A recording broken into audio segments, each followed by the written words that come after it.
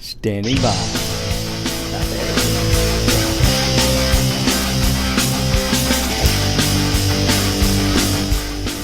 And welcome, folks. Yes, your ears do not deceive you. We are live today on this New Year's Eve. We don't take time off much, very often.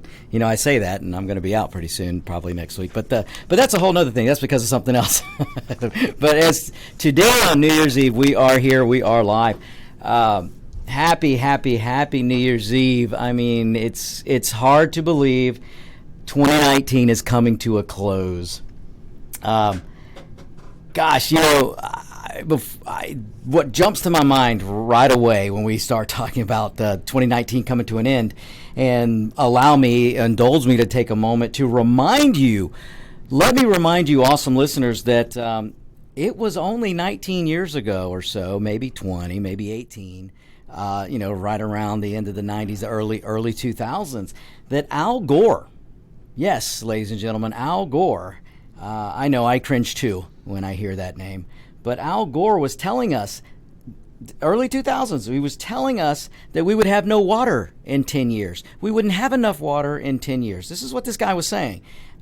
He was saying the planet would be too hot. We wouldn't see snowfalls anymore. We wouldn't see large amounts of snowfalls. This is what this guy was saying, folks, and here we are 19 years later. I mean, we're going into 2020, so we're leaving the teens behind in the early 2000s. So we're heading into a new decade, and we made it. We've got substantial water. We've got, folks, heavenly, and that part of Nevada and that part of California is getting hammered with snow. They have been since early December. There are parts of this country that have or began to get snowfalls 2 or 3 months ago. We're not in danger of losing snowfall. And this is the kind of stuff that is really, really, really a danger. You know, people want to complain about Trump. They don't like his tweets. They don't like the way he fights back. But they have no problem with somebody like Al Gore telling everyone, including children, that there's not going to be rain and water in 10 years. There's not going to be snow. I mean, all of this mess. And look it up, folks. Al Gore was saying this stuff. And in fact, he's still saying it today. I mean, you would think they would learn. All of it, ladies and gentlemen, all of it was a big lie. In fact, we could probably call it the lies of the decade. When you look at the global warming, climate change, whatever they call it today, when you look at that big hoax, because that's what it is, you could call it the big lie of the decade. So it would be nice for that hoax to go away as we leave 2019, but we know that's not going to happen. They're just going to double down. And why? Why did they lie? Why did Al Gore lead the way back in the early 2000s with these lies? Folks, it was to garner power. It was to garner power and to make Al Gore a multi-millionaire. Yes, you heard that correct. Al Gore, Mr. We can't drive anymore SUVs. We can't fly around. We get, telling you what you can't do, not what he can't do. Al Gore has an entourage of SUVs when he goes anywhere. Al Gore has a private jet to take him anywhere he wants to go, anytime he wants to go. Al Gore has a multi-thousand square foot home in Tennessee that, in fact, I don't even want to estimate, but the power that he uses to power that mansion that he's got. So he's a multi-millionaire, folks, and he got that way in large part by convincing you needed to buy carbon credits. I mean, I'm blazing through this kind of fast, folks, but you can look it up yourself. You can do some research. Go to DuckDuckGo, do some research on Al Gore. I mean, these are all of the things he was saying back then, and he was joined by the Democrat Party. He was joined by the media. That this was the concern they had, and you would think that they would learn their lesson for the past 20 years, because we have had 20 plus years of when they were starting this doom and gloom predictions, and none of what they predicted came true. Not one scintilla of what they predicted came to fruition. And you'd think they would learn their lesson? Oh, heck no. Like I said before, they're doubling and tripling down. Now you have the likes of AOC, Alexandria Occasional-Cortex, and her ilk, led by Bernie the Socialist. Bernie the Socialist can't answer a question without climate change. You can ask Bernie, what kind of car do you drive? Climate change. Bernie, what do we got to do for the people? Climate change.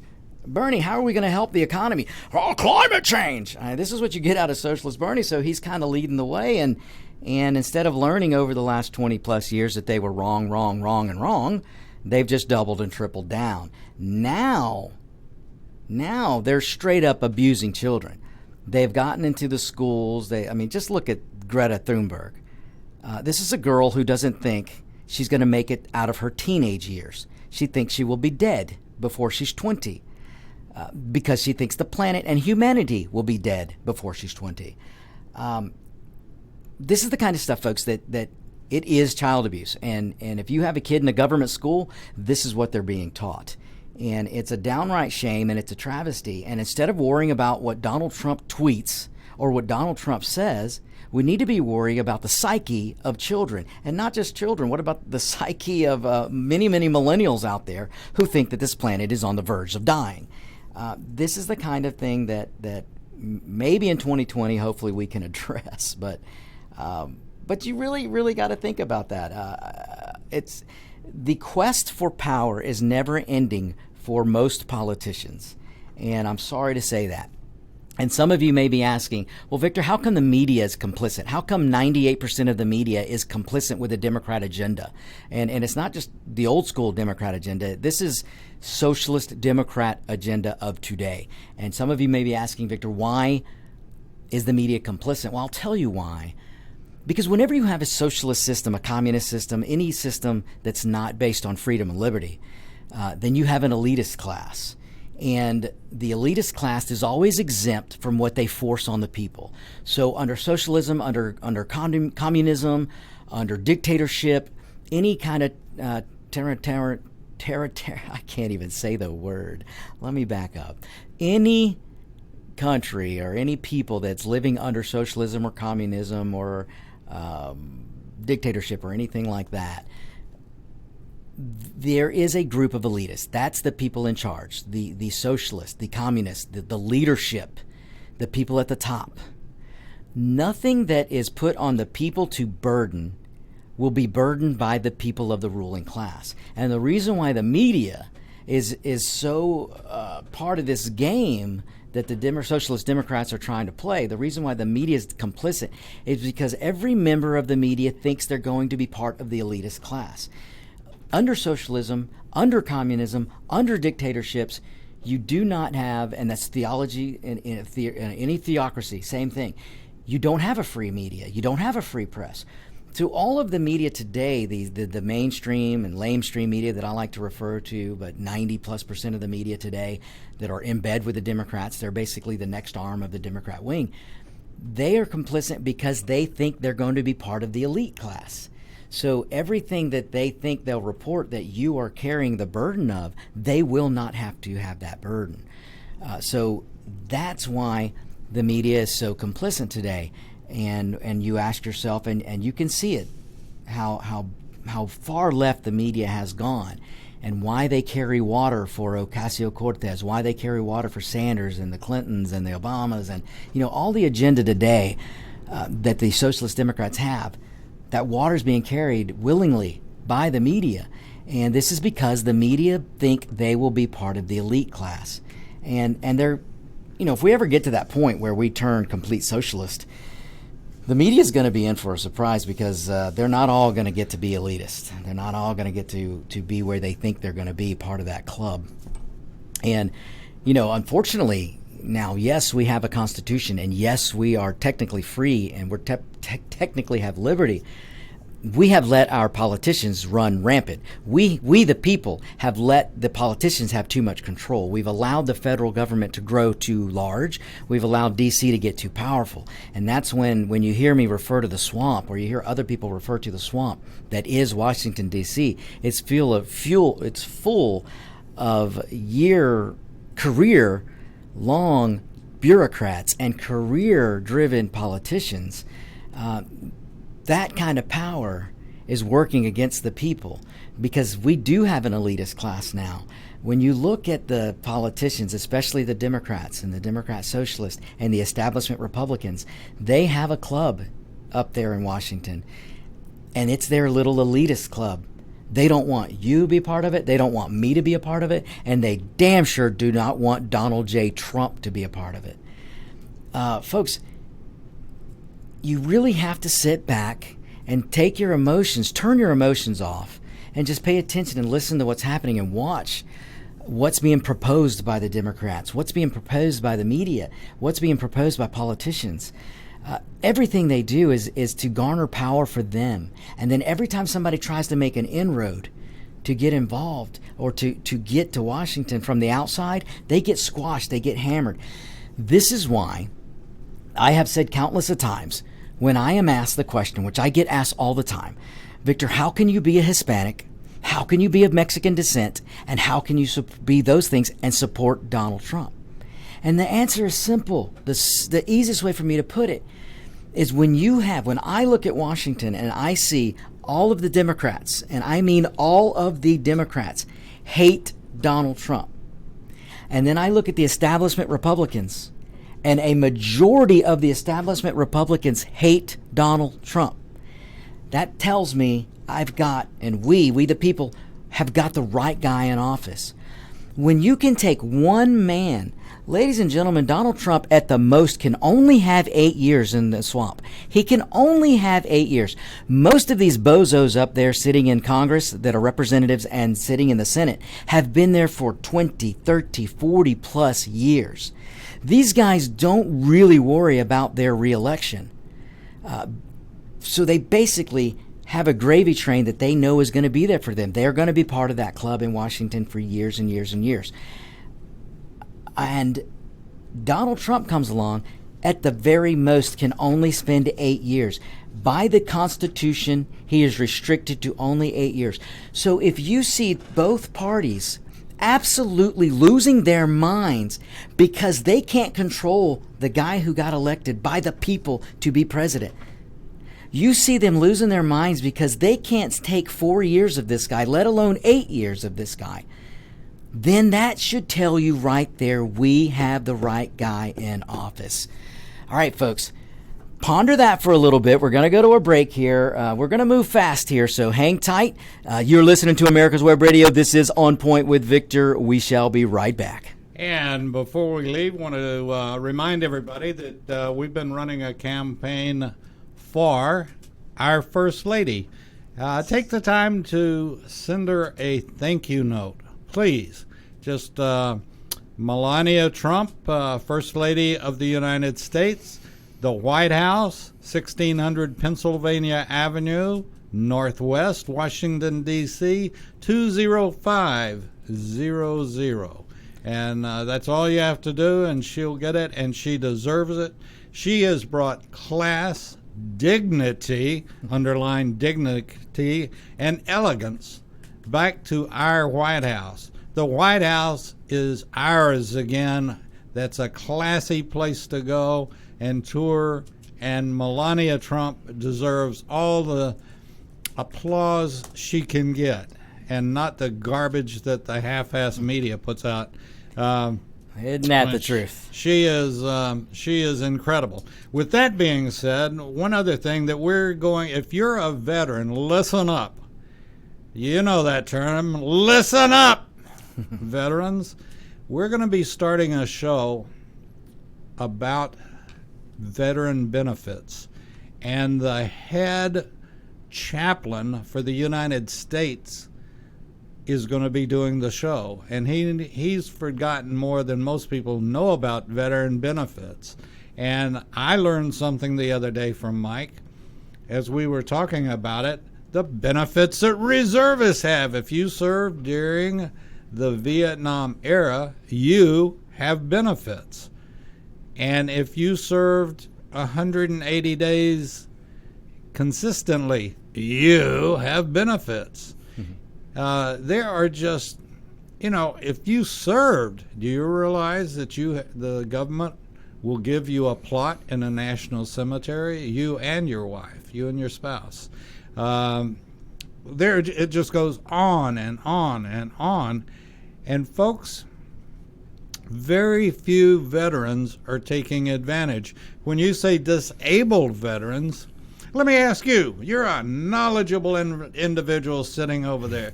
What's the first thing that comes to your mind when I say disabled American veteran? Usually, to me, it's somebody who's pretty much almost paid the ultimate price. That when they were off, they lost something protecting us or fighting for this country. I mean, they stood up. Like, so does the first thing that comes to mind possibly, he's lost an arm or a leg or IED or something like that? Exactly. That's what I was getting at, when they've almost paid that ultimate price because they lose a limb. And a lot of people don't understand what it means to lose a limb or to have to adjust your life because you lost eyesight. That's all of that is true, but all of it is a very, very, very small percentage of disabled veterans. Oh, wow. Now that I didn't know. Well, I bet a lot of it is some mental issues. It's 2 and 3%. Wow. But everybody thinks it's an arm, it's a leg. Yeah, that's true. That's true. You hear about the traumatic IEDs and all this kind of stuff. Right. But no, it's mental. It's it can be physical many years after, where Agent Orange is a perfect example of it, where they're showing up. In fact, they just passed the bill and Trump signed it just on December the 10th, called the Blue Water Bill. Wow. And this is where, in the past, when a Navy person would show up and with all of the symptoms and everything of Agent Orange, the VA said, well, hell, he wasn't on ground. He wasn't a ground pounder. He was in a boat. No, they were being sprayed just like all the Army was and everybody else. And, and plus the fact they had pulled in and the vegetation would have Agent Orange on it or whatever. And the Navy has just, Navy personnel that served in Vietnam, and not only there, we had a very, very big presence of Coast Guard people in Vietnam, and our Coast Guard military was in Vietnam, and a lot of them have shown up with Agent Orange problems. So the point of the story is, folks, I can't give you a day yet that this show will air every week, but I will very shortly. And if you're a veteran, you know a veteran, your father, your mother, anybody was a veteran, they need to listen to this, and it could literally bring you thousands and thousands of dollars that are available to you because you raised your hand and said, I will die for my country. Yep. And that's a very small percentage, and we'll go into that as well, but a very small percentage. So with that being said, I've taken a lot of time, but this needs to be said, and you need to listen to this show, and we'll have, look at our Facebook page, look at our, line us up on Twitter, and or sign up and subscribe to our YouTube channel. And please send the First Lady a thank you note. That would mean a lot, and who knows, you might get an invitation to the White House. If you write just right. Okay, we'll be back right after this.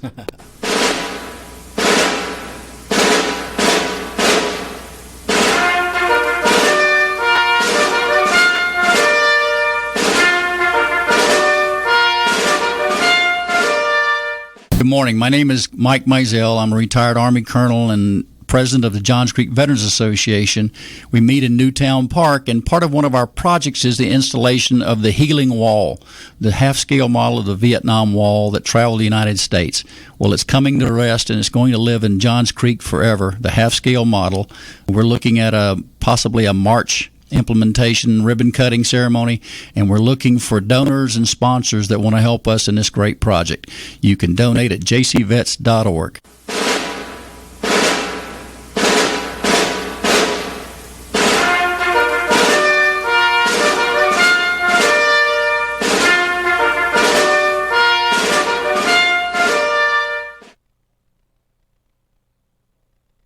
My name is Kyle Hayes, a motorsports student at Alfred State College. Every year, Alfred State students compete in the Great Race, which is a cross-country time endurance rally for vintage vehicles. As you can imagine, it's pretty costly. I'm asking for your help. Your donation can make it possible for these students to live their passion and promote the vintage automobile industry. Please visit our site at give.alfredstate.edu and search Great Race to learn more and help us reach our goal. Thank you. Want to give your family or loved one the perfect gift? Then go online and check out the TornadoBodyDryer.com. I love mine and the warm heat air massage it gives me after my shower. The Tornado Body Dryer is super. You'll love it, and you'll love having one in your shower.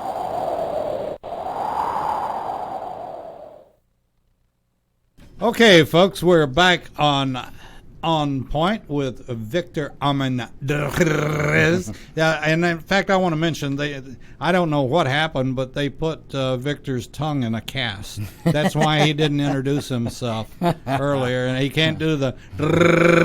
So, I think it's going to be. They'll be taking the tape off and the cast off within the next 5 or 10 minutes. But it's not a nice sight, particularly when he tries to do it with that cast on and all that. But anyway, I do want to mention one other thing, Victor, if you don't mind me taking up another few minutes of your time. Let's do it. And that is, if you're having any kind of trouble with the VA or getting something done, getting benefits, anything, I'm going to make you a $10 bet right here and right now that I know something you don't know. A Texas bet. A Texas bet.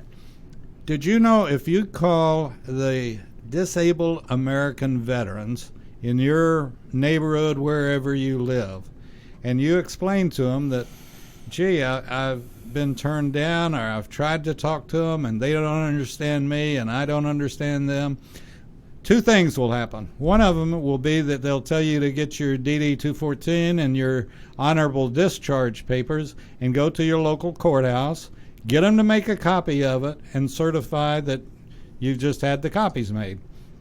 Certified copy. Second thing is they'll listen to your story, find out where you live, and they will assign you. Listen to me! They will assign you a person that will literally hold your hand and go through all the red tape. They know the answers. They know how to do it. They've been doing it for years, and they will assign you a person. Now, let me tell you, I know this because they did it for my sister, who is helping my brother-in-law, who was in the Navy, and he served 6 years, and they will also do this for reservists.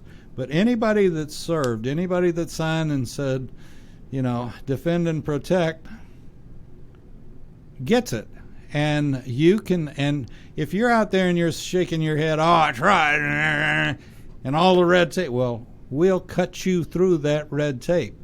And I won't, but they will assign you, the Disabled American Veterans. Call them, and they will assign you a person that will literally say, okay, well, meet me here or there or wherever at so-and-so, and we'll get this taken care of. It's incredible. Mm-hmm. Excellent. Well, that's, for those of you out there who are going, where did Victor go? These are important things, and we here at America's Web Radio, we hold our vets in the highest regard. We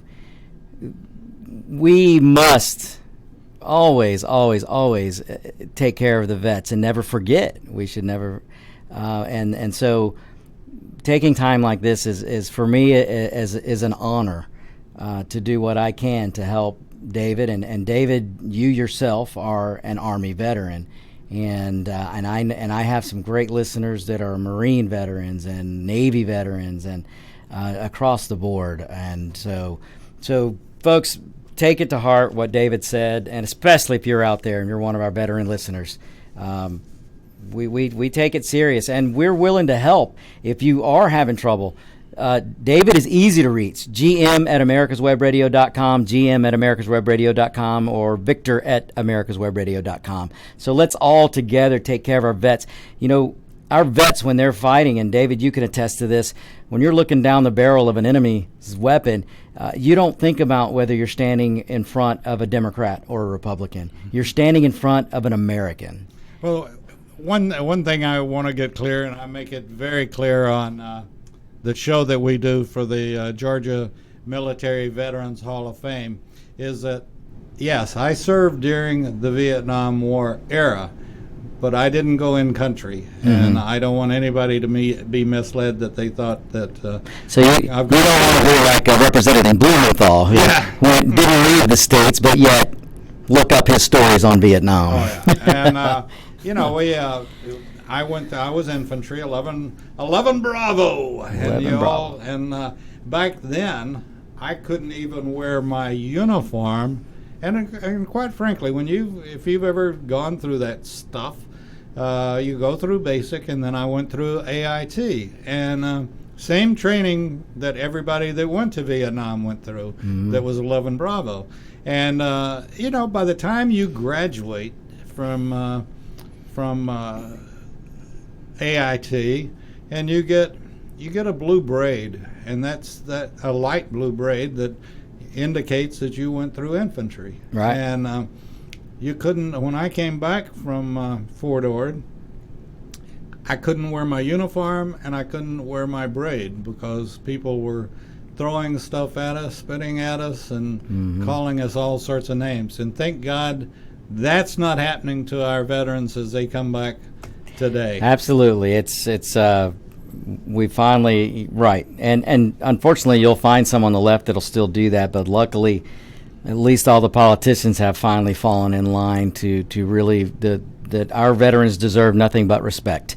And like I said, they don't go into battle thinking I have a Democrat or Republican behind me. They go thinking I've got Americans behind me, I've got a country behind me, and I'm going to stand for what my country stands for, which, ladies and gentlemen, is freedom and liberty, despite what the left socialist Democrats are trying to tell. A jerk couldn't be taking a knee if it wasn't for the military that gave them the freedom to do it. Exactly. I don't even want to say that jerk's name because that'll just get my blood boiling. But let's get back to the show. But folks, that's the point of there. Don't ever forget a vet. Don't ever turn your head on a vet. If you see one, thank them. Well, you don't understand what that can really mean to a veteran. Absolutely. And one last thing is that if you see a vet, or you even see my son coming back from Germany who's in the Air Force, buy him a meal. Yeah. And, a first responder, buy him a meal. You don't have to, but it'll make you feel even better than it does. That it makes them feel, yeah. And it'll make them feel great, folks. I've seen it, and I've done it, and I've been in that, and I've seen it firsthand. So you really, really, really will make you feel really good, and it'll make the recipient feel really good. So let the vets know that you don't take them for granted. So all right, folks. Well, let's get back to this. As I was saying at the top of the hour, we should take a second here and do a reflection on the last 20 years, and let me go ahead and do this. This is America's Web Radio. You are tuned into On Point with Victor. I am Victor Armendariz. God, I'm wiping the cast out of my eye right now. Oh, boy. So, and again, welcome to this New Year's Eve. Welcome. And we've got listeners popping in already. We've got one Hispanic listener out there who said, believe it or not, there are Hispanics out here who believe in the rule of law. So let's take that to 2020. That would be nice. Maybe in segment we'll do later. We'll do some New Year's resolutions. I almost said New Year's revolutions. Well, we may have one in Virginia. That might have been a little Freudian slip there. Yeah, with Virginia. David, since. And folks, if you're listening out there, David is the station owner, and he is a Texan. And so, you mentioned Virginia. if Virginia's not careful, they're about to start playing Cowboys and Democrats, and that is not going to bode well for Democrats. So they picked the wrong side. We the ones with the guns. Exactly. So Virginia, the snowflakes in Virginia, the Democrats, they really, really better think about what they're doing in Virginia, because I don't think you want to go down that road of playing Cowboys and Democrats. So.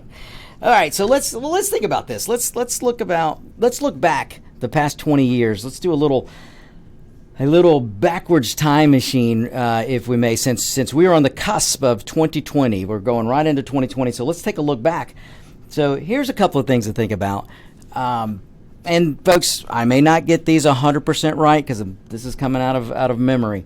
But let's look back. So if we go back 19 years, do you remember the hanging Chad? Do you remember the hanging Chad fiasco?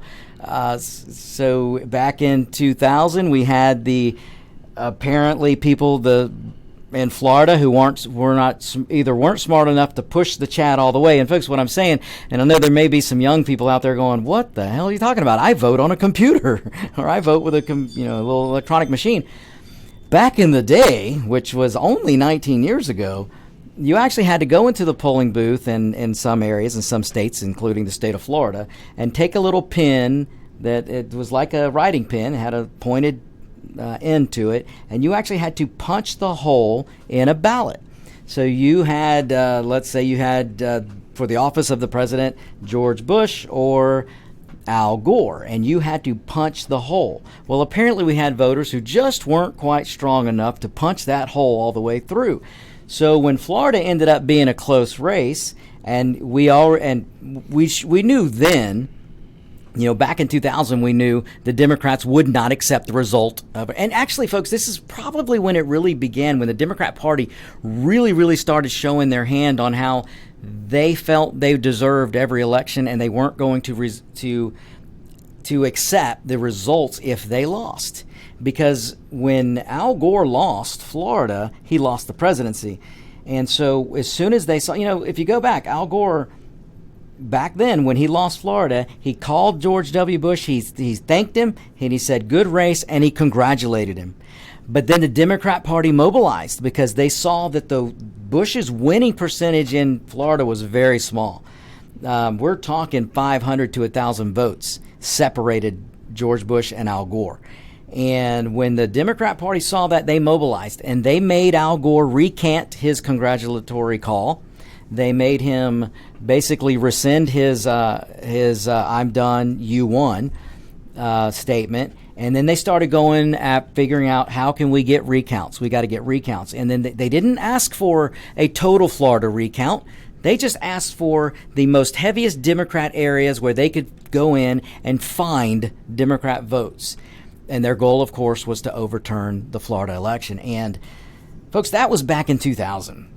And then we had where there are pictures, you can look them up, there are pictures of voting poll people looking at Chads and holding these ballots in the air and looking to try to determine, did they pick Bush or did they pick Gore? And there's an indention here. And there, it was ridiculous. But finally, because the Democrats were overstepping law, it was finally settled, and the results were cemented, and Bush won that presidency. But that early, 19 years ago, began the Democrats' quest to never accept the results of an election. If they lost, they wouldn't accept it. They fought for years after that. You look, the first 2 years of George Bush, all the Democrats did was say he's an illegitimate president, that he undeservingly won the presidency. They said he didn't really win the presidency, that there was some type of interference, there was some type of fraudulent things happening that won him the presidency. Now, folks, does that sound familiar? You fast forward 16 years, and they're saying the same thing about President Trump. He's an illegitimate president. He didn't really win. He this, that, and the other. They won't accept that he won. So they did this first in 2000, and then they did it again in 2016. And my point there is, folks, the Democrats have a playbook, and they will stick to it. And it usually works for them. But it ain't working this time, because they did not expect to run into Donald J. Trump, a non-politician. a guy who doesn't play by their rules. And thank God that he doesn't. So that was okay. So that was 19 years ago, the hanging Chad fiasco. And then we went through the whole thing of hearing that Bush was illegitimate and that just it's amazing the similarities if you go back 19 years. You would think that we would have progressed, but we haven't, because the Democrats are doing the same thing. It's just they're just more bold. So then along came 9/11. I mean, I'm sure all of you know, I hope, what happened on 9/11. It was a terrible day. Thousands of Americans lost their lives. And look, let me point this out. The evil terrorist who committed the crime on 9/11 didn't care if you were a Republican or Democrat. They didn't care if you were brown, white, black, or yellow. They didn't care if you went to a mosque or if you went to a synagogue. They did not care. They killed you, and they tried to kill as many as they could on that day.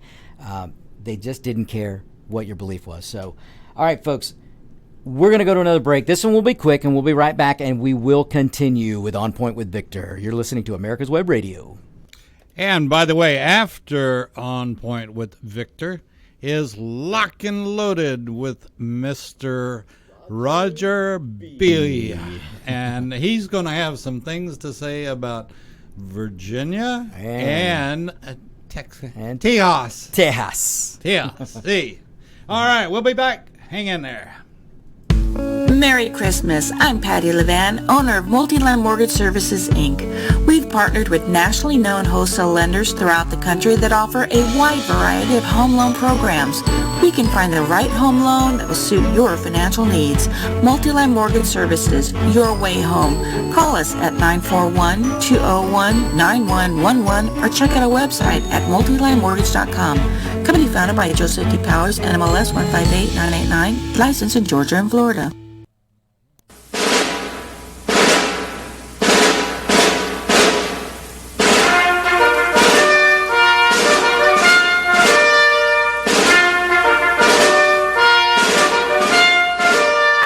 Good morning. My name is Mike Mizell. I'm a retired Army colonel and president of the Johns Creek Veterans Association.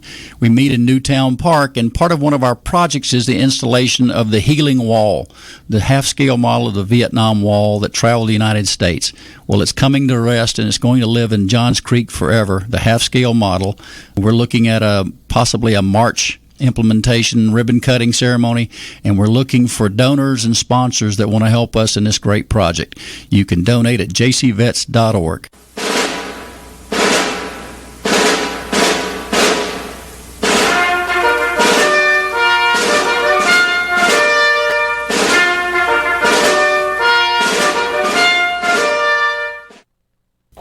Want to give your family or loved one the perfect gift? Then go online and check out the TornadoBodyDryer.com. I love mine and the warm heat air massage it gives me after my shower. The Tornado Body Dryer is super. You'll love it, and you'll love having one in your shower.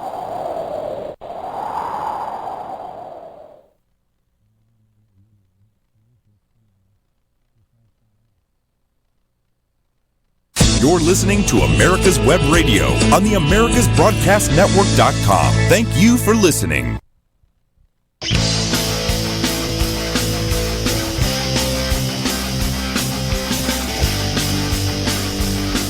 And we're back, folks. We're back. Hey, thought of something here. I was listening to some of the latest stuff and I'm not even going to get into it, but that Alexandria Cortez was saying, and I'm not going to go through what she was saying, but all I'll say is this. If her brains were dynamite, she still couldn't blow her nose. I'm just saying. So, and speaking of that, go to our website, americaswebradio.com. There's a little icon called idioms. Go there, click out, and send us your favorite idiom. Like I just said, if she had, if her brains were dynamite, she couldn't blow her nose. Send us your favorite idioms that you have. Just go to americaswebradio.com. Wait, did you say idiots? We don't want Pelosi here. I was not asking for pictures of Pelosi. No idioms. We just want your idioms. So go to the site, americaswebradio.com, and click on the word idioms and send us yours. And you can remain anonymous. We won't even know you did it. But we do want to hear from you. So, all right, let's jump back into things. And before we go back on this memory road in the last 19 years or so. I want to point out, and I know Roger coming up next, Roger B is probably going to talk about this, but I've got to mention Texas.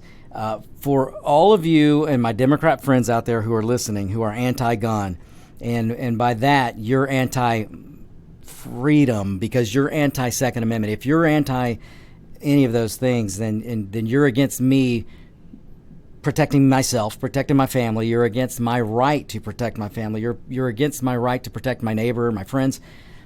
Let's look at what happened in Texas. Ladies and gentlemen, it's a tough video to watch, but you ought to look it up and watch the church that happened this past weekend when there was a man who walked into a church, went and sat in the corner of the front pew, and got up, pulled out a shotgun, and point blank shot a man. Now it's sad because it looked to me like he was the guy who got shot first was reaching for a weapon, and could have ended this real quick, but it looked like to me he just didn't get his weapon out quick enough, And folks, I don't care how trained you are, when you are confronted with a shotgun, and I speak from experience because it's happened to me. But when you're confronted, you just don't know. You can train all day, but when it actually happens, you just don't know how you're going to respond. You really, really don't. You can hope that your training kicks in immediately. You can hope that your reactions are second nature, or just second to none, I should say, that you just don't have to think, that you just go into action. So I will tell you that it is not an easy thing to do. When somebody jumps out and pulls a shotgun and points it in your face, you can train all day, but until it happens, you just don't know how you're going to react. But I will say this, the proper training day after day and week and month after month will put you in the right place and right frame of mind to be able to respond to that, which, if you watch the video, we had some very awesome citizens who stood up in that church and blew that guy to kingdom come. That guy will no longer be able to hurt another innocent person. Unfortunately, he was able to shoot two people and kill them. But let me say something here. I had extremely, as I was, I don't even remember, 8, 9, 10 years old, but I had the most fantastic baseball coach alive, and I loved him like he was my dad. And he taught, and I'm going to teach right now. No matter, and if you carry, it's even more important that you listen. But everywhere you go, your mind should be thinking about baseball, and that ball's coming to me. Now, what am I going to do with it? Every place that you go, you should be looking, observing, whether it's your church or anything else. Now, what if a guy walks in with a gun? What am I going to do? I've been trained to use mine, but what am I going to do in this situation? I don't want to kill somebody in front of me or behind me. So you go in with the attitude of, what if it happens today and somebody comes in just like this guy did, and it's the same logic as baseball. Every time the bat hits the ball, that ball is coming to me, and I'm going to catch it, and I'm going to go to first base with it. Right. And that's what you got to do with It's situational awareness, and it's not taught enough. I get my friends and I, when we go out, we fight for what we call the gunfighter seat, and by that I mean when we go to a restaurant, at least two of us will sit facing the door. And we do that because we carry and we can watch who's coming in and who's going out. That's situational awareness. I've had people with me who are not familiar with firearms, and they don't know that I carry, and they always laugh because, why do you always want to sit there? Why do you always this? Why do you do this? Why do you look around? And then I ask them to quiz me. Ask me who just left, ask me what they were wearing, ask me, and usually I can pretty much be spot on. And because that is situational awareness. I don't go into a building, I don't go into a restaurant without knowing where the exits are. I look at who is sitting near me. I look all over the place, and I'm making registered notes on what I'm seeing, and I do this secondhand. But I've had training, and and anyone can get this kind of training, but even without the training, just be aware of your surroundings, folks. Just be aware. These men, these citizens, these armed citizens that reacted in Texas, it is a beautiful thing. It's awful that a gunman was able to do what he did, but without the armed citizens in that church, this man would have killed a lot more people. This man took a shotgun, and folks, it is not hard to kill people with a shotgun. You are not going to miss at point blank range with a shotgun.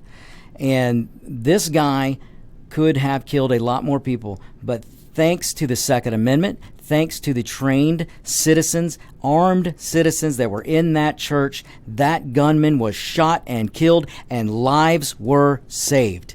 And if you are not, I'm talking to my Democrat friends, if you think and you want to give politicians to power to curb your Second Amendment right, you need to think twice. You need to really sit and meditate over what you are thinking, just review what you're trying to do. And boy, I'm getting a lot of things in my head here, so pardon me for stumbling over my own words, because I get passionate when I talk about this, folks. But if you're willing to give a politician, let me put it to you this way.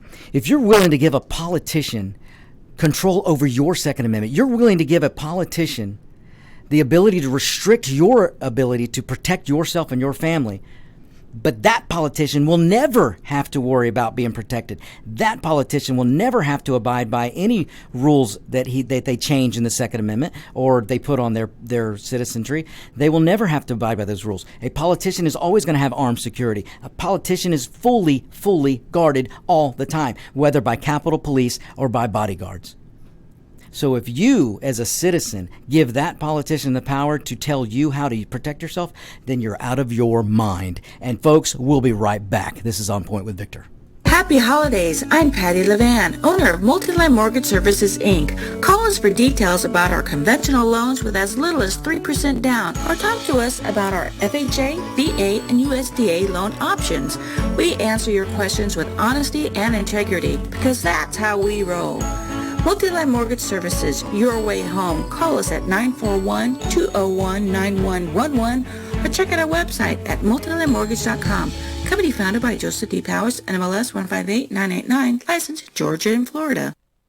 If your health insurance premium is more than your mortgage, Ellen Deal with Ideal Solutions is here to help. Whether you're a small business owner, individual, family, or baby boomer, email maga45cag@gmail.com and I'll respond with 3 easy questions to help you determine if you can get away from Obamacare. As a 20-year veteran of the insurance industry, I'm here to help with all your insurance needs. Email Ellen Deal at maga45cag@gmail.com.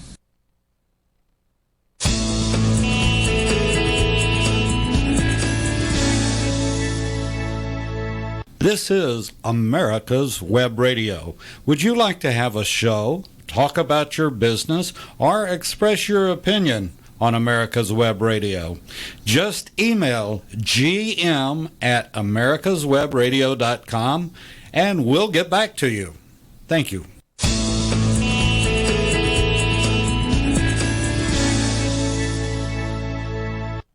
You're listening to America's Web Radio on the AmericasBroadcastNetwork.com. Thank you for listening.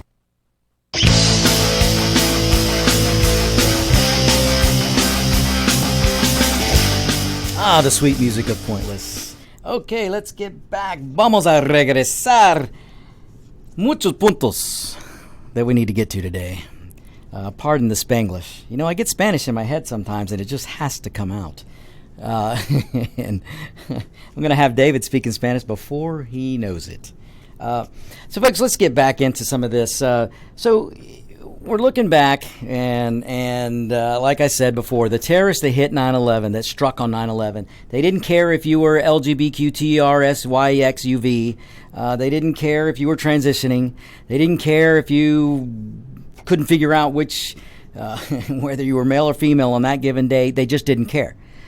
Their goal was to kill as many Americans as possible. Their goal was to stop America in its tracks, and you know, that's what their goal was, and that's what they attempted to do. And Thank God back then we had Bush as president and not Gore, because what they did when they struck on 9/11, they woke the sleeping giant.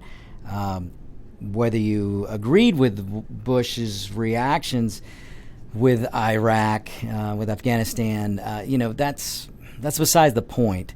The point is, we went after the Taliban, we went after the people who were behind this, and we killed a lot of them. And we never stopped the pursuit. Bush handed off the pursuit of bin Laden to the next administration after his, and that didn't stop until he was found and shot and killed. So as we move on this memory lane, there were so many things that happened. And like I said, it's just kind of funny to reflect because, if you fast forward to 2004, Bush's reelection, what did the media try to do? What did Democrats try to do? Folks, after 9/11, this country was united like it had never been united before. And it was a great thing to see. Americans were with Americans. We all stood as one. The majority of this country, they didn't care if they were a D, they didn't care if they were a R. They stood behind the president of this country because he's the president of all the American citizens. For once, even for a small time, the American people divorced the letter D, they divorced the letter R, and they said we must stand behind the commander-in-chief, we must stand behind the military, we must stand behind Lady Liberty, and we must strike and protect her. And we did. But it didn't take long. It did not take long for the Democrat Party to step back and go, whoa, whoa, whoa, whoa. We can't stand by and allow the American people to be this united. And then the media jumped in, all too willing to help, going, we can't stand by and let the American people this united. If we allow this, George Bush will get reelected, and he'll get reelected overwhelmingly. We must take action because above all else, above this great unity, we must have power. And folks, the only way for the Democrat Party to have power is to create division. They have to get a segment of the population to hate another segment of the population. This is why the Democrat Party puts you in a box. You've got to be a gay woman, a gay black woman. You've got to be a gay black man or a straight black man, or you're a Hispanic brown man, or you're this, or you're that. You're LGBTQ or you're AQ, you're this, you're that. You've got to be put in a box. Because at all of these boxes, they're labeled victim class. And if you can, the rich, the poor, the haves, the have-nots, that is in every Democrat mantra. And why? Because it creates diversity. If you can get somebody to envy another person, it's going to lead to bad things. But it also leads to power. Because if I'm a Democrat and I can convince you that that group over there doesn't like that group over there, that group is less fortunate than that group, but in order for you to get yours, in order for you to stick it to the man, you've got to vote for me, your lovely Democrat, your lovely socialist Democrat, who supposedly feels your pain. That is the message of the Democrat Party. This is what hasn't changed, folks, and this is my point. If you go back to 2004, actually it was before 2004, when they realized the country was united, they started going after Bush. All of a sudden, you started hearing stories of our servicemen were awful people, hurting innocent Afghanistans or innocent Iraqis. You were hearing Bush was evil, Bush this, and the Republicans this, and they started creating division. And then they started talking down the economy because, hey, we had some rough times with the economy. It tends to happen when you have terrorist strikes, especially when it strikes the heart of New York, the heart of Wall Street. So they started creating division. They started creating victim classes, and they started driving Bush's numbers down. And their goal back then, because they weren't bold enough to try the impeachment route, they were trying to drive his poll numbers down so that he wouldn't be reelected. But he was reelected. But that didn't stop him. Up until all the way to 2008, by the time George Bush left office, they had knocked his poll numbers down to the cellar, bottom of the basement numbers. They were able to do that with him mainly because George Bush would not fight back. George Bush felt like there was a dignity to the office, and maybe he was right, maybe he was wrong. But I will tell you his strategy was wrong. We know that, just looking back at history, because his lack of fighting back allowed his numbers to crash. And then we allowed the establishment Republicans to basically pick John McCain to run in 2008. I'm sorry, John McCain was the horrible candidate in 2008. And the anointed one, and I'm talking about Hillary Clinton. Hillary Clinton was promised 2008, but that message didn't make it to that young whippersnapper named Barack Obama. And Barack Obama beat the pantsuit off of Hillary in 2008. And I tell you what, it was an amazing thing to see. And a lot of you guys probably don't know, but behind the scenes, Hillary Clinton and Bill Clinton absolutely despised and hated Barack Obama. He was not supposed to do what he did. He was not supposed to jump his turn, but he did. So then you have the 2008, he wins. And then you get to 2012. President Obama should have never been reelected. But once again, the establishment chose Romney. Romney was, again, he was just as bad, if not worse, than McCain. For all intents and purposes, Barack Obama, based on the economy, he was presiding over the slowest and worst economic recovery in history. His policies were putting us in a bigger hole. His policies put us in stagnation. But yet he was reelected. And he was reelected because he had a really crappy opponent in Romney. So fast forward to today, and we're seeing the same thing. The media today is trying to run down Trump's numbers. The media today is trying to separate Donald Trump from his voters. So you just got to understand, ladies and gentlemen, that the playbook is there. The Democrats don't change. They just keep trying. They just get bolder and bolder. And today they're full-on socialist. And you see what they're doing with this impeachment, trying to, but now they're backtracking on that. I mean, it's just crazy to see. But that's just some of the things that happened in the last 19 years for some of those who may not have learned that, or may not have been taught that, or may have forgotten. But as we come to the end of the show, folks, I do want to say this. I do want to just kind of break away. I want to wish Congressman John Lewis. I look, folks. Getting the diagnosis of pancreatic cancer is a death sentence. And I don't care if you're Democrat. I don't care if you're Republican. I don't want anybody to have to go through this. And the road that John Lewis is about to be on is going to be a rough and hard one for him and his family. And we should all keep him in our thoughts and prayers because fighting pancreatic cancer is an awful, awful battle. And again, politics shouldn't play a part. Just keep him in your thoughts and prayers, and because his family's about to go through a lot. Now, what I will say is this. Tune in for the next show. And again, I'm afraid I'm going to be out of town next week, but the following after that, the show is going to be on healthcare. Because I am going to use this as an opportunity to talk about every socialist Democrat today, what their health plan is about, because they want to take over healthcare. They want government to run it. And I want to use this as an opportunity to tell you what's going to happen. Because, folks, you will not get the treatment that the elitist will get. The elitist class, the socialist Democrat class, the politician, the political class will get all the treatment they need. You, the peasant citizen, will not. So ponder that. That's going to be an upcoming show. Folks, don't go anywhere because to my left, you can't see him yet, but on Locked and Loaded with Roger B is coming up. Folks, you need to listen to what Roger has to say. You guys have a great New Year's, and we'll see you next year.